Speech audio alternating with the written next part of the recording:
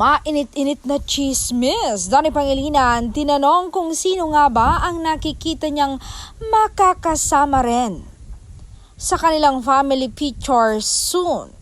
Hindi nakasagot agad ang mati ni Idol dahil halatang nagulat siya sa tanong ng Mosang. Pero kalaunan na kinikilig niyang sabi, si Belle.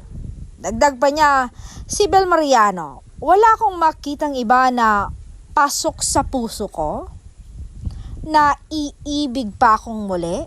Si Belle lang talaga. Natameme na lang talaga ang mga Mosang sa sinabi ng aktor na parang kinikilig.